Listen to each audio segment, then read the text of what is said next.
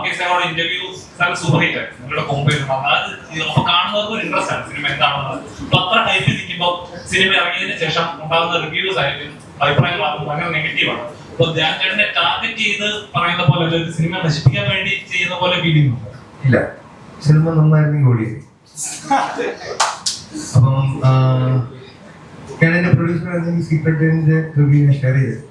അപ്പം ഞാൻ എന്റെ പ്രൊഡ്യൂസർ അല്ല, അതൊരു ഭയങ്കര പ്രതിപക്ഷ ബഹുമാനത്തോടെ വന്ന റിവ്യൂ ആയിട്ട് എനിക്ക് ഫീൽ ചെയ്തു.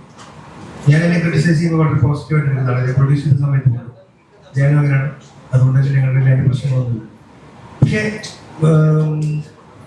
ഇമ്പോർട്ടൻ്റ് ആയിട്ടുള്ള ചില ചോദ്യങ്ങളും ഉത്തരങ്ങളും അതിന്റെ റൈറ്റ് ആയിട്ട് ഡീൽ ചെയ്തിട്ടില്ലായിരുന്നു. അത് ഒഴിവാക്കാൻ പറ്റും അൺഫോർച്ചുനേറ്റ്. കാര്യം അതിന്റെ ഫസ്റ്റ് ഓഫ് ഓൾ ധ്യാനല്ല ഉത്തരം പറയാൻ, രാമൻ ചേട്ടനായിരുന്നു ഉത്തരം പറയാൻ. ആ ചോദ്യം ചോദിച്ചാൽ കുട്ടിക്ക് ആ ചോദ്യം ചോദിക്കണമെന്നില്ലായിരുന്നു, ചോദിപ്പിച്ച ഫൈനലി മനസ്സിലായോ. അയാളൊരു മാധ്യമ പ്രവർത്തനം എന്നുള്ള നിലയിൽ അയാൾ ചോദിക്കാം, അയാൾക്ക് അഡ്രസ് ചെയ്യാം. സോഷ്യലായിട്ട് ഉള്ള ഇഷ്യൂസിനെ കുറിച്ചോ അല്ലെങ്കിൽ സിനിമ ഇൻഡസ്ട്രിയെ കുറിച്ചുള്ള ഇഷ്യൂസ് ഒക്കെ അത് ചോദിക്കണം, വിസിൽ ബ്ലോവേഴ്സ് ആവണം. പക്ഷെ ചോദിച്ച ആളും അവർ പോയി. ചിലപ്പം അദ്ദേഹം ധ്യാൻ ഉദ്ദേശിച്ചത് ഒരു ഫണ്ണി ആയിട്ട് ഹാൻഡിൽ ചെയ്യാനായിരിക്കും. അപ്പൊ എപ്പോഴും 99.9% അയാളുടെ ഉത്തരങ്ങൾ നമുക്ക് തമാശകരമായി കിട്ടാറുണ്ട്. 0.1% അൺഫോർച്ചുനേറ്റ് ആണെന്ന് പറയുന്നത് മനുഷ്യനല്ലേ. പക്ഷെ അത് മാത്രമല്ല തമാശ കാര്യമല്ല.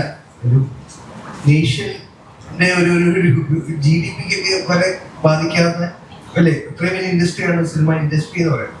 കണക്ട് ചെയ്ത് പോകുമ്പോൾ നമുക്കതൊരു വലിയ ചോദ്യമാണ്, ഒരു ചെറിയ തീപ്പൊരി എന്ന് പോകുന്നത്. അതിനെ ഒഴിവാക്കാൻ പറ്റുന്ന അല്ലെങ്കിൽ ചോദിച്ച ആള് മാറ്റി ചോദിക്കും. പക്ഷെ അല്ലാതെ ഇപ്പം ഇന്റർവ്യൂസ് ഞാനും ആസ്വദിച്ചിരുന്നു. ഞാനും ധ്യാനും രമേശായിട്ട് ഇരിക്കുന്ന ആ ഇന്റർവ്യൂവിൽ ഇരിക്കാൻ പറ്റിയത് എനിക്ക് ഭയങ്കര ഒരു ഭാഗ്യമായി കാണും. എനിക്ക് അവരെ പോലെ സംസാരിക്കാൻ കഴിയുന്ന ആളല്ല, കൗണ്ടേഴ്സ് പറയാൻ പറ്റുന്നതല്ല. ഭയങ്കര സ്പോണ്ടേനിയസ് ആയിട്ട് നമ്മൾ ചിന്തിക്കുന്നത്. സിനിമയ്ക്ക് എന്ത് ചെയ്യാൻ പറ്റും? ഇതേപോലെ 2021 ഷൂട്ട് ചെയ്ത സിനിമയാണ്. കോവിഡ് ടൈമില് നമുക്ക് ലൊക്കേഷൻ പരിധികളുണ്ടായിരുന്നു. നമുക്ക് 3 ലൊക്കേഷനെ പറ്റുള്ളൂ ഷൂട്ട് ചെയ്യാൻ. പോലീസ് സ്റ്റേഷൻ, വീട്, റോഡ്. ആ റോഡിലാണെങ്കിൽ രമേശായിട്ട് പറഞ്ഞ പോലെ ഇവന്റെ പോസ്റ്റർ കാരണം നമുക്ക് ഷൂട്ട് ചെയ്യാൻ പലതും പറ്റില്ല, മനസ്സിലായി. കാര്യം അങ്ങോട്ട് ഓടിച്ചിരുമ്പോൾ അവന്റെ ഒരു പടമാണ്. അപ്പം ആ പരിധിയിൽ അങ്ങനത്തെ ഒരു സിനിമ ഷൂട്ട് ചെയ്തത് ഞങ്ങൾ തന്നെ എന്താ പറയുക ഡിസോൾവ് ചെയ്യുന്നത്. പ്രേക്ഷകർക്ക് തീർച്ചയായിട്ടും റൈറ്റ് ഉണ്ട്.